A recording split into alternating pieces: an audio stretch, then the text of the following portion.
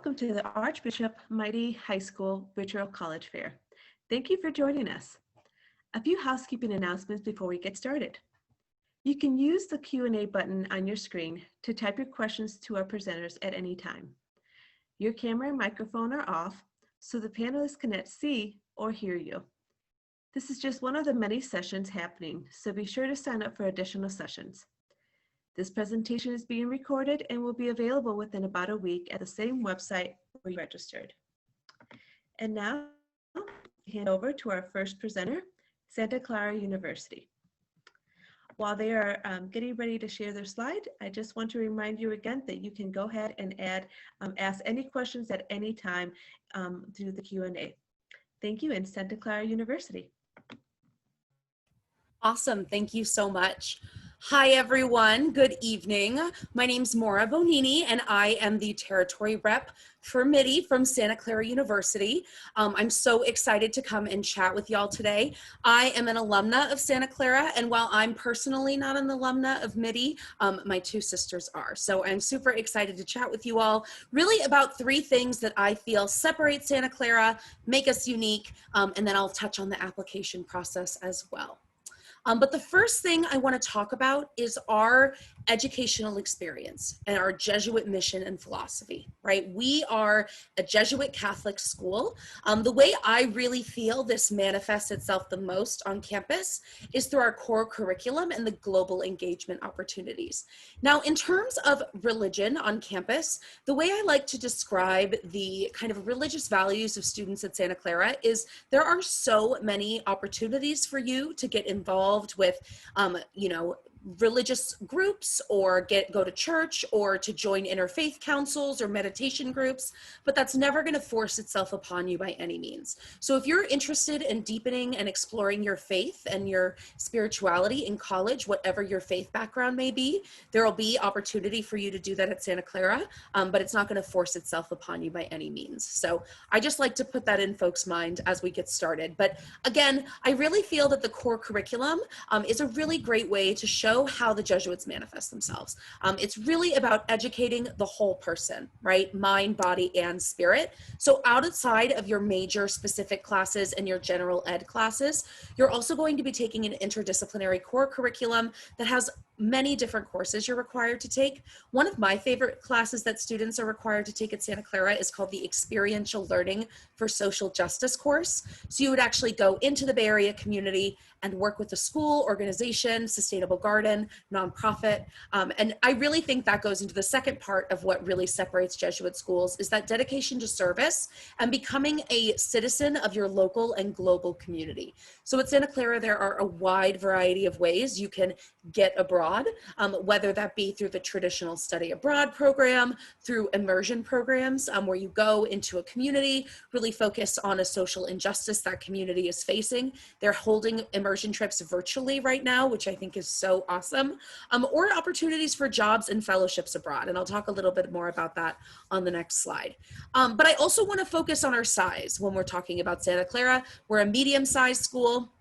It's about 5,500 undergraduate students.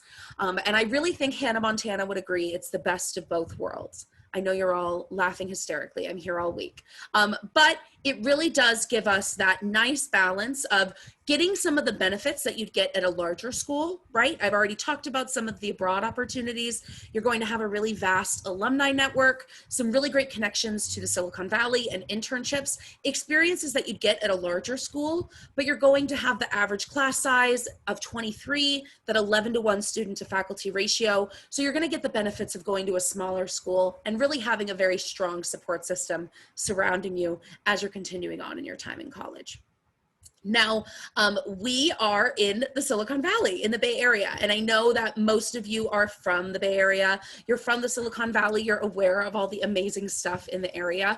I want to focus on a couple things on this slide. The first thing I want to point out is that percent of students from California versus not from California.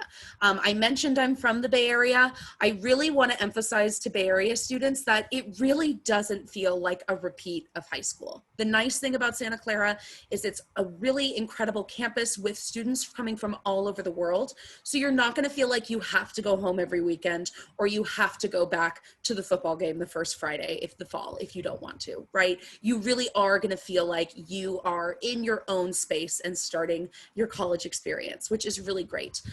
So I can talk more about that if you have any more questions, but one of the things that I do really like to highlight when we're talking about our location is the fact that we're in the Silicon Valley, right? About 80% of our students will have an internship during their time at Santa Clara, and these are for students of all majors. I really like to emphasize that. It's not just for business or engineering students, right? These are really going to students of all different majors and all different types of companies, right? You can see our top employers are Google, Apple, Cisco, Facebook, Amazon is really growing in our numbers as well. But if that isn't interesting to you, if you're not interested in going into the high tech world, there's a lot of opportunities for internships at nonprofits, or there's opportunities at startups, or for you and your friends to start your own startup. So going to school in the Silicon Valley, if you're interested in that kind of entrepreneurial spirit, Santa Clara is a really great place to kind of explore that. Now, I want to focus on the application process as well. The first thing I want to say, for the next 2 years, Santa Clara is test optional, okay? And when we say test optional, we truly mean test optional. You submitting test scores will not have any impact on your admission decision, your scholarship qualification, or your opportunity to join the honors program. So if you choose not to submit your test scores, it's not going to be a disadvantage. I look at it kind of like the resume, right? If you submit your resume to me, it gives me more contextual information about what you've been doing in high school, but it's not going to determine whether or not you get in, right? That's the same with those test scores. And I'm happy to answer any questions about that. But I tell students, if you don't have to wake up at 7 a.m. to take that test, don't. Right? So if you have any questions, happy to answer those.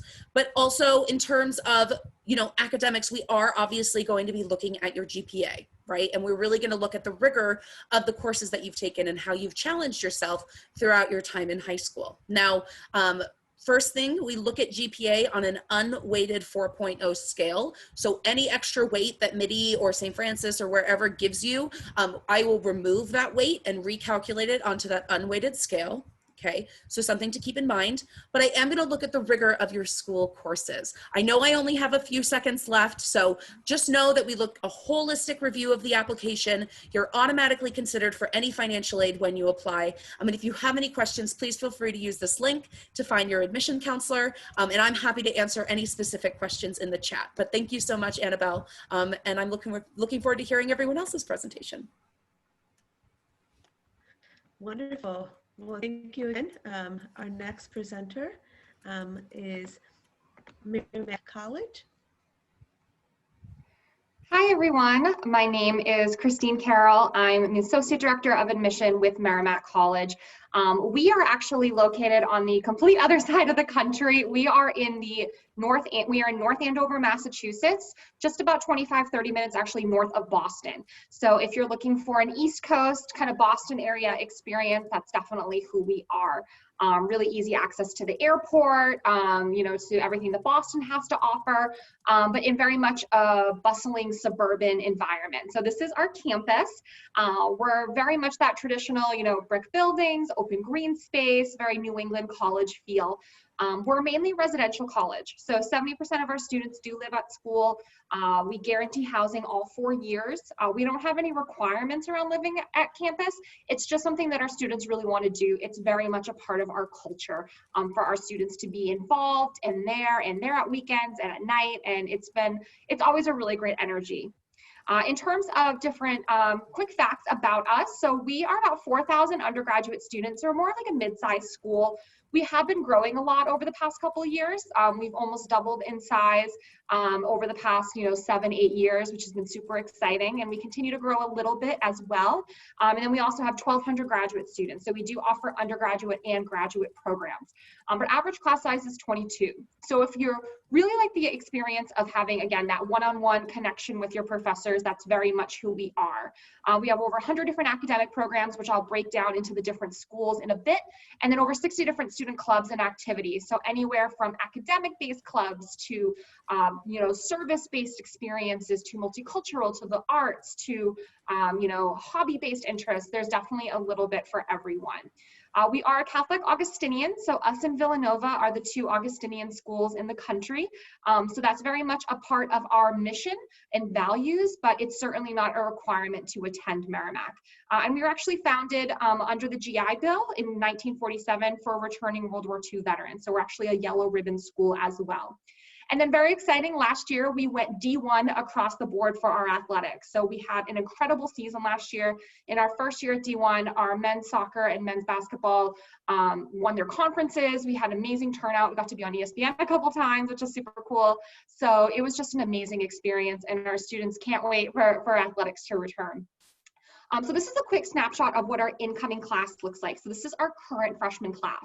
We welcomed 1,100 first-year students and 70 transfer. And even with everything going on right now, this was still, I think, our second or third largest class ever. So it was super exciting to see so many students still really, interested in Merrimack. This year, we definitely saw a lot more students coming from the Northeast area. I think everyone was kind of nervous what was going on, not sure if they should travel, but we actually did see students coming from all over. We represent 34 states, 35 countries on campus, and we did see a lot of students coming from the West Coast, the Midwest, and abroad as well. And then here you can see on our right-hand side, these are our academic averages. So average GPA is a 3.3. We do use a weighted GPA, so that's about a B. Average SAT is just for those students who have submitted them. We don't require SATs. We haven't for about 10 years. And honestly, if a student sends them, I don't look at them, to be honest. They've never really been a part of our process. We don't require them for financial aid. The only students that we have required test scores for is nursing, but this year we're not requiring that for nursing either. So no one has to submit their test scores.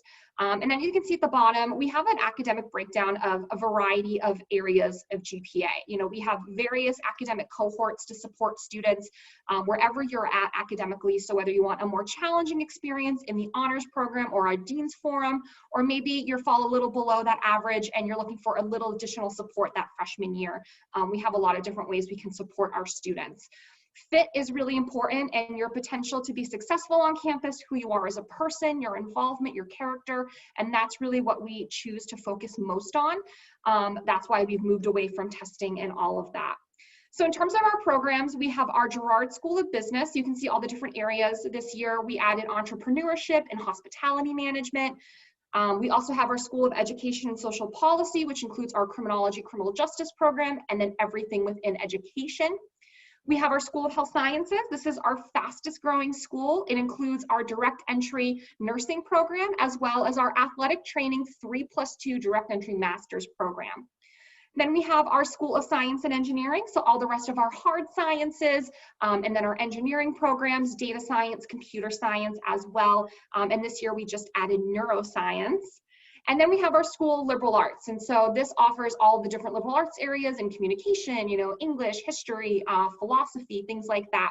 And it's also home to our Discover program. So if you're like majority of our students who come to Merrimack, you do not have to declare a major right away.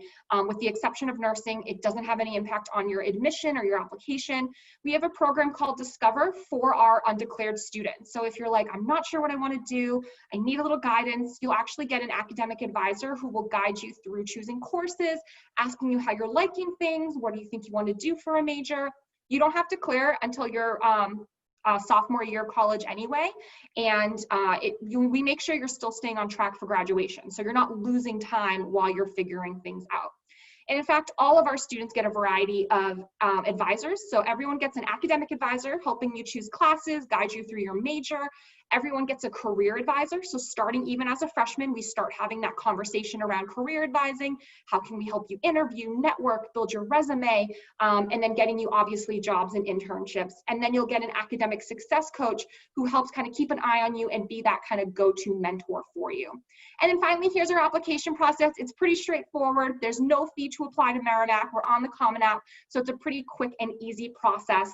And then we have a lot of virtual opportunities, virtual open houses, virtual tours, and then every Monday we do a virtual student panel. So if you want to hear from our current students. So thanks so much, everyone, and hope to answer your questions at the end. Thank you so much. Our next presenter is Salve, Regina University.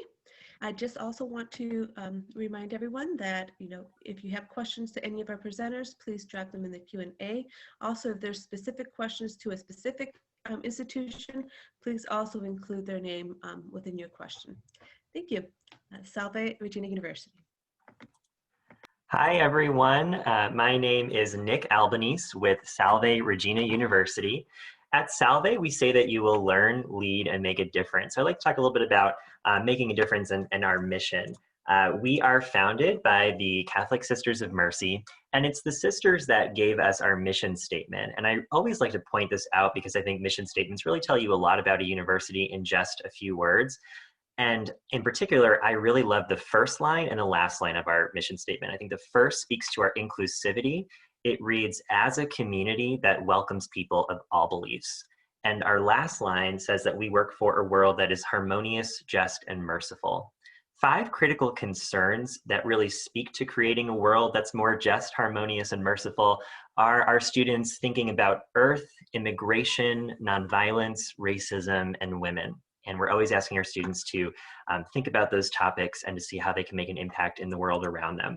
We are a small university with just over 2,100 undergraduate students. We have 50 majors. Popular majors include anything in business, biology, chemistry, administration of justice.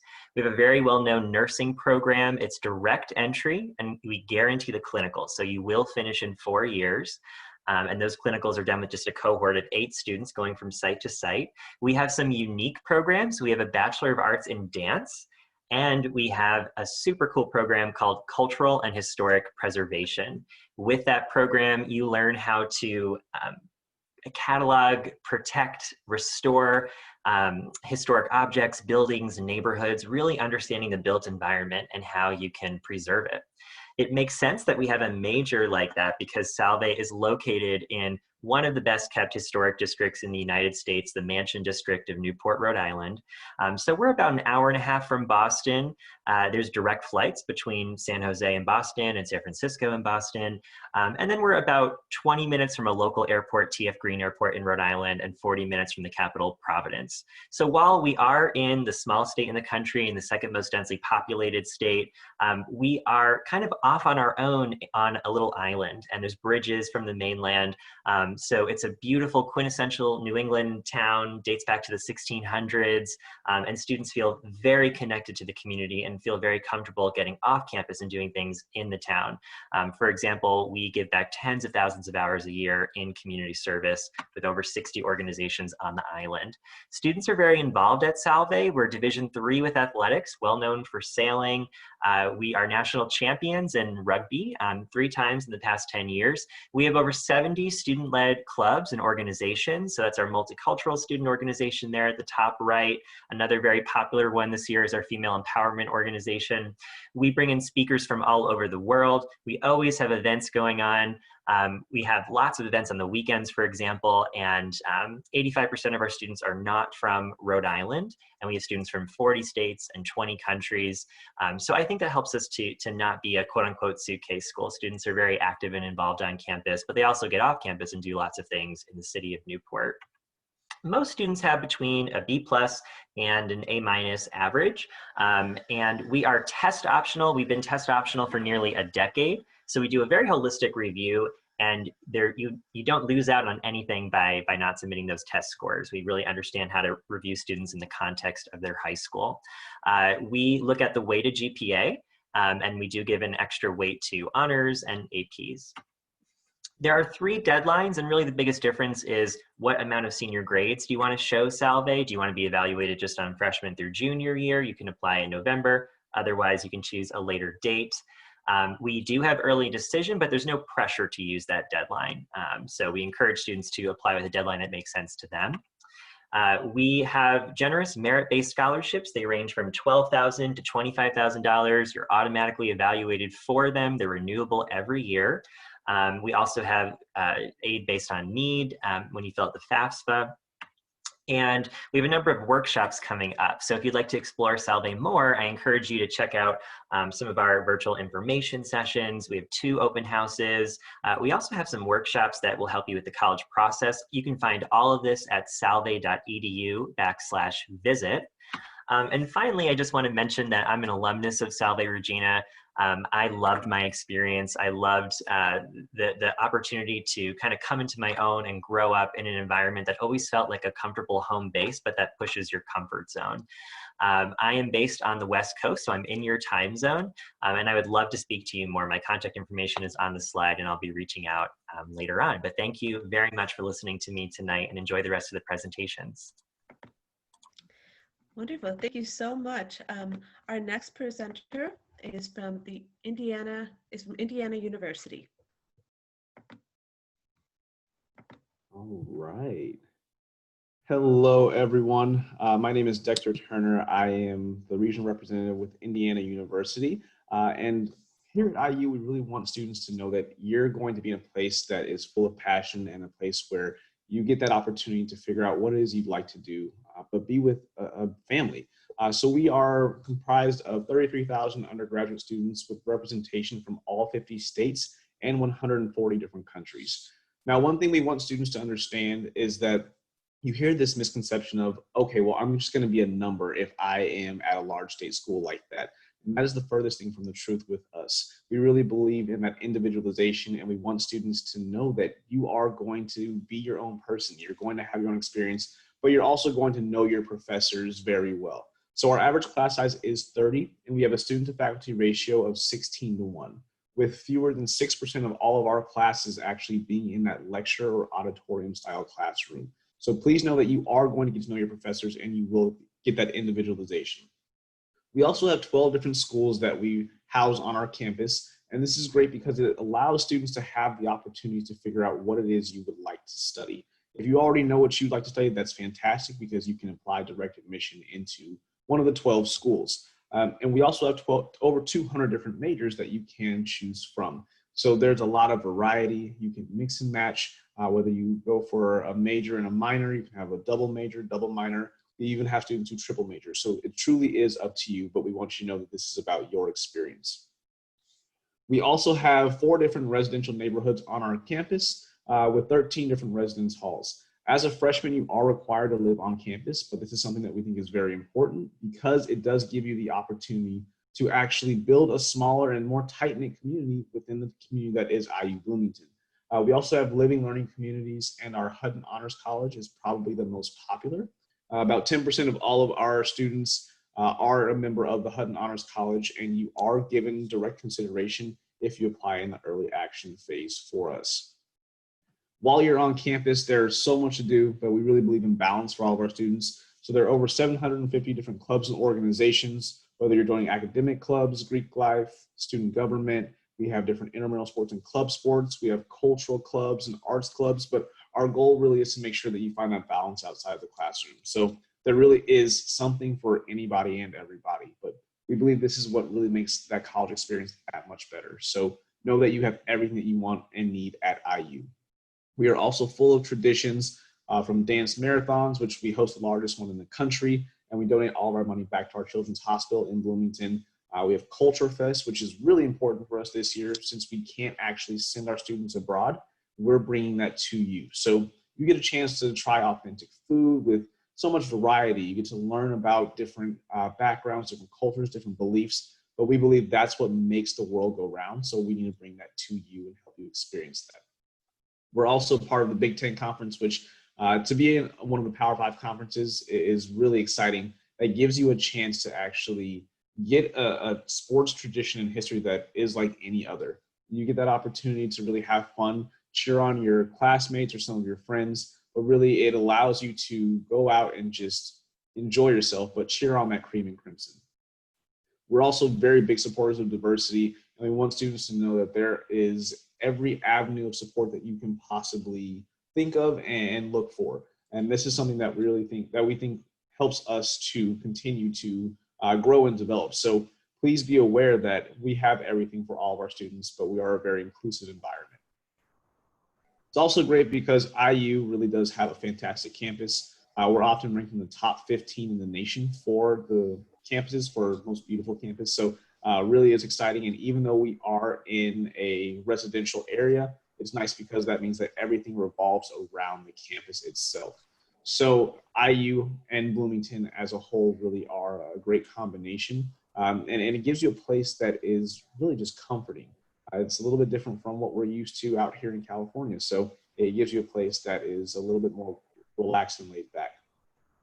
As a student, you'll also have experiential learning opportunities, and we believe that this is what will help you grow, but it allows you to actually get your hands on and allows you to figure out what it is that you're learning about in the classroom. So being able to apply these concepts to the real world is what we think makes a difference for all of our students, but we're going to help you. And these opportunities start off right away for you as a freshman. So through research, through internships, and through networking is what we think makes our students so successful. So please, please, please know that these opportunities are readily available for you. We also have different career centers available for you at the university. So know that there are opportunities within each one of the 12 schools. So that way you don't have to go and seek one general counsel. You have everything right there and it's geared specifically toward you. I believe I probably skipped a slide, but that's okay. Applying to IU for all of our students is great because this really is something that's important to us. So you have 3 different options. You can apply through the Apply IU application, you can apply through the Common App, or you can apply through the Coalition application. Through our application, we definitely want you to know that you have a holistic review process on our end, and this is something that's important for us. But we really want you to also be aware that there are dates that are very important. So November 1st is our early action deadline, and it's something that we think is important so that way you can be eligible for the maximum amount of scholarships, as well as have the opportunity to get direct admission into any of the programs. And so that way you have the opportunity to hear back from us by January 15th. So I want to thank you guys for joining us today. I know that I have only a few seconds left, but I appreciate everything. And if you have any questions, let me know. Great, thank you so much. Our next institution is University of Nevada, Reno.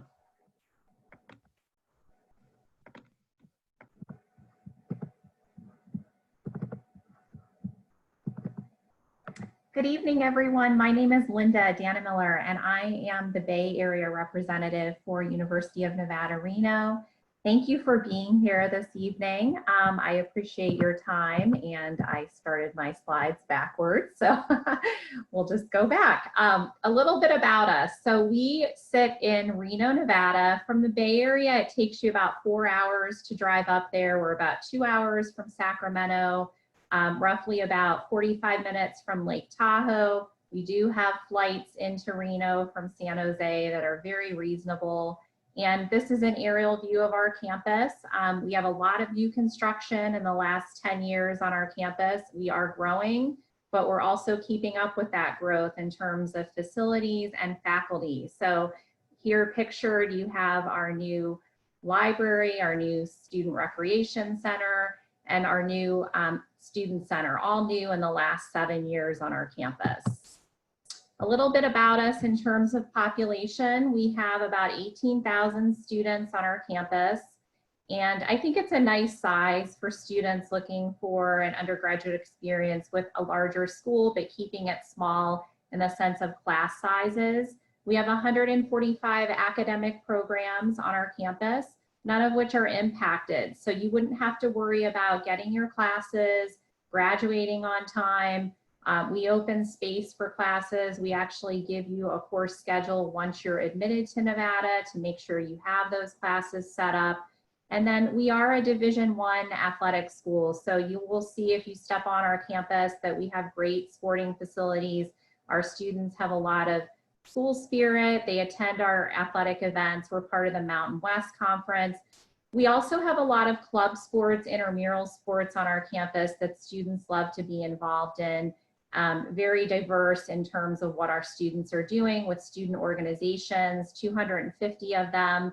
So really there is no typical Nevada student. Students are getting involved as soon as they step on our campus. We are big for study abroad, always ranked for that. We have the USAC office that's based right on our campus, and other schools actually use that office to plan their students studying abroad.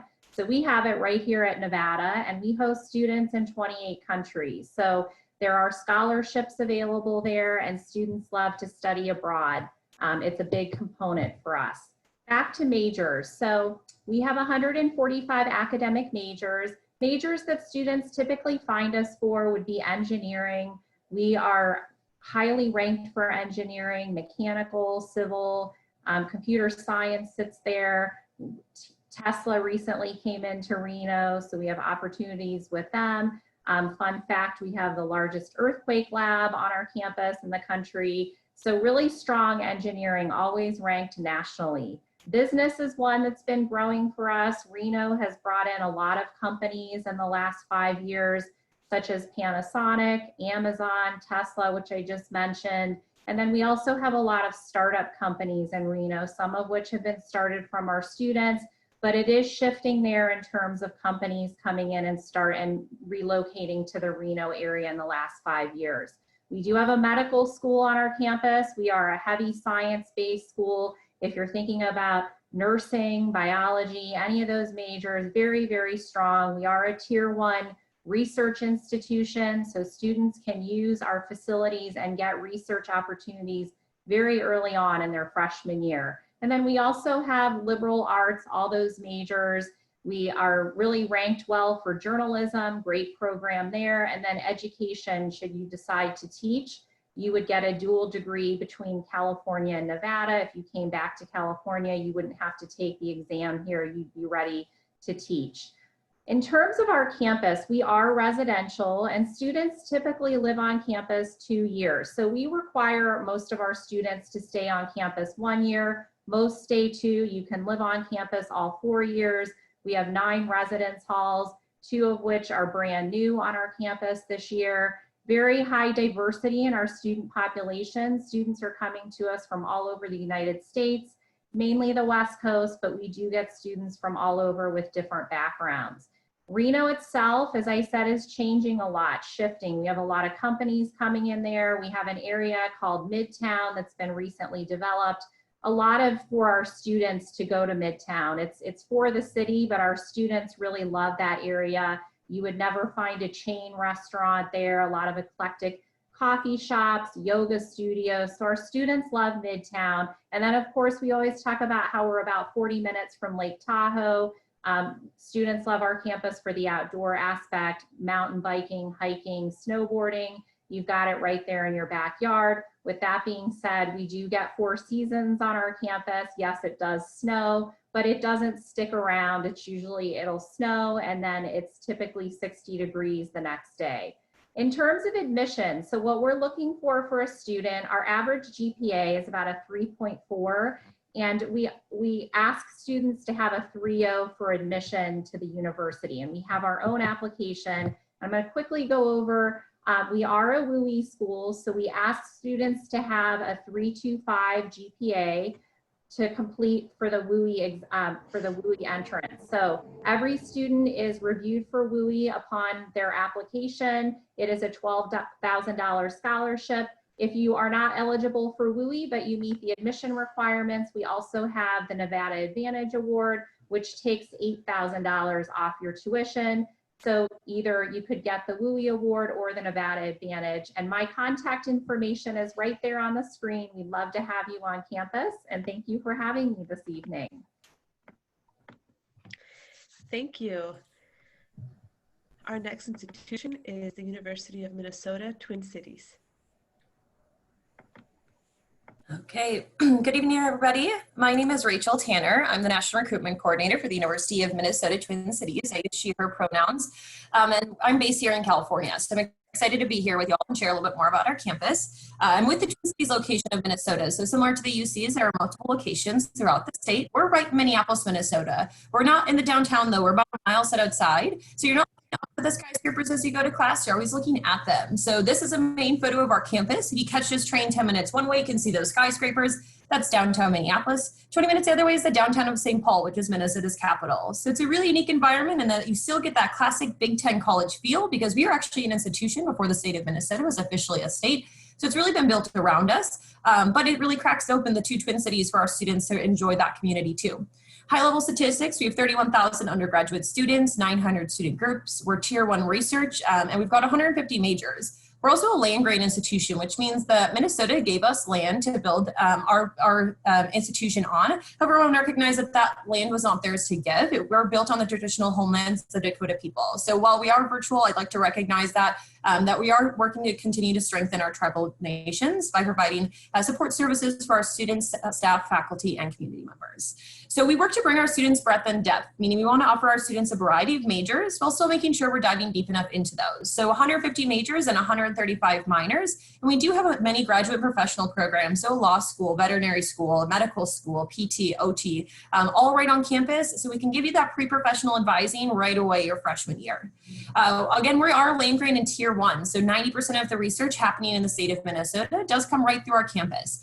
So students can certainly be beginning with that as early as freshman year by pairing up with faculty members or submitting your own research proposal, and we'll give you funding to do the research yourself.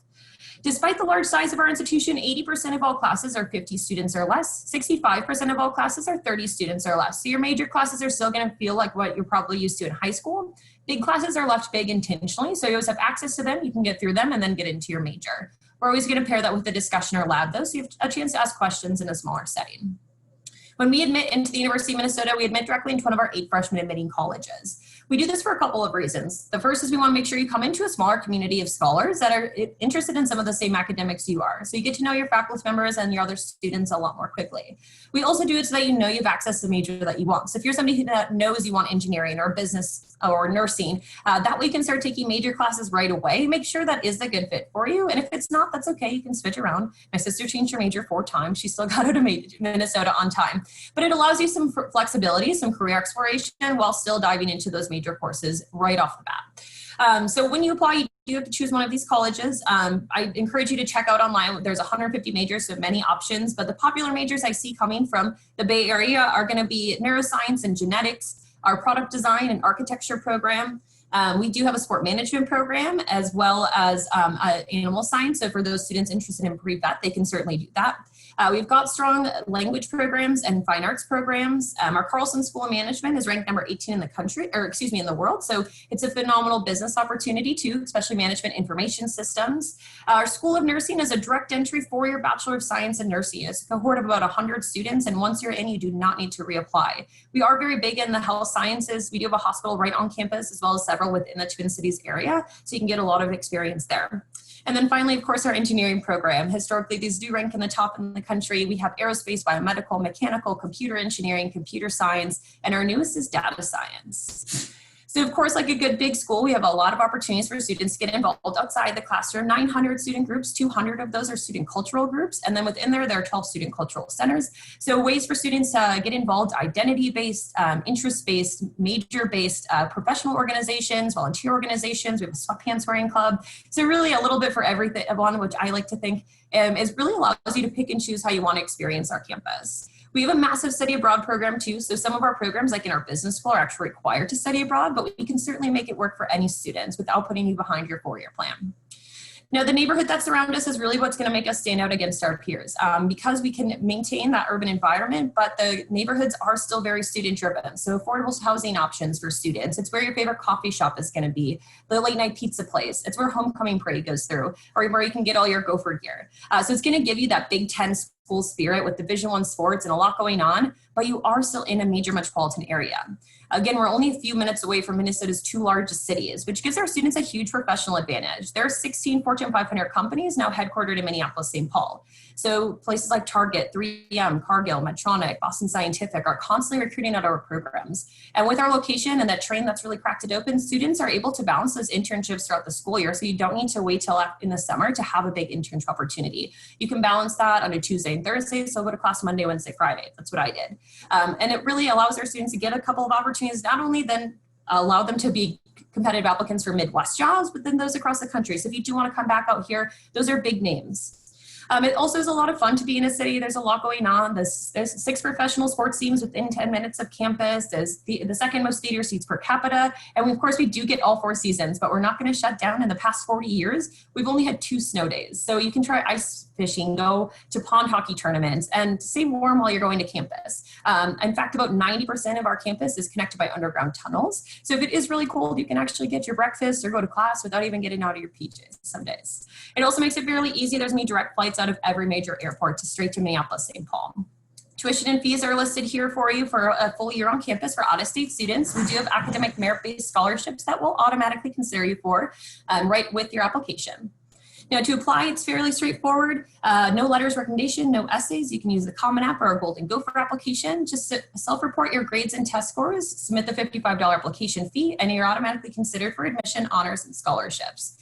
We are not requiring a test score for fall 2021. We have not made a decision past that, but it is truly test optional. So if you don't have it or you just aren't comfortable with your test score, you do not need to submit it. Still full consideration for scholarships as well.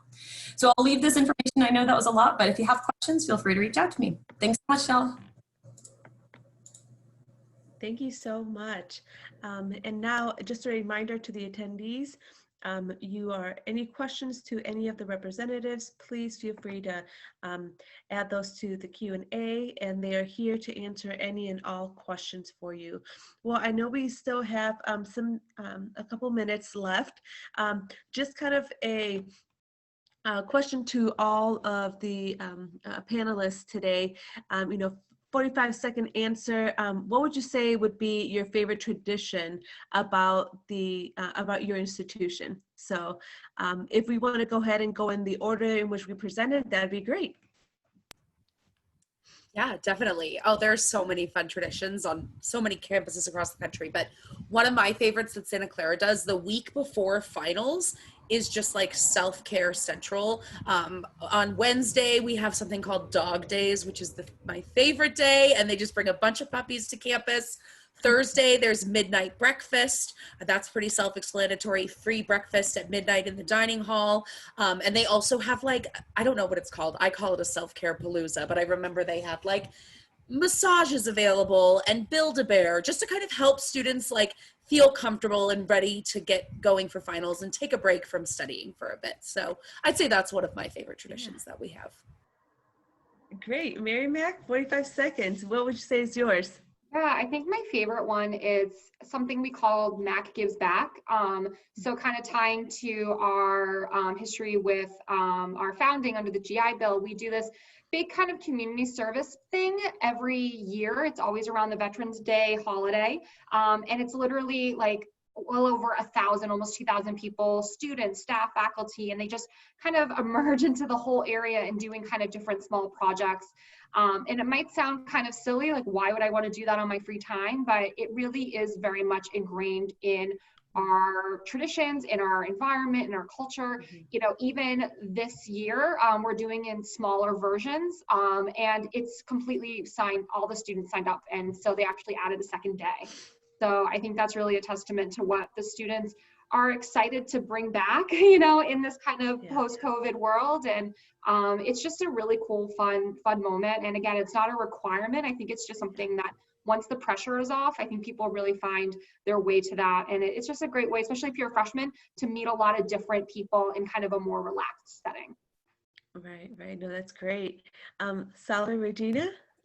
Yeah, similar to Christine's answer, our first year students, when they first come to campus, have a service plunge, and they get into the community. All of our students do community service, and the minimum amount of hours is small. It's only 10, but most students go well above and beyond that. But the cool thing about the service plunge, it's really that first exposure for a lot of our students to the city of Newport, and we have such a strong connection with the community around us.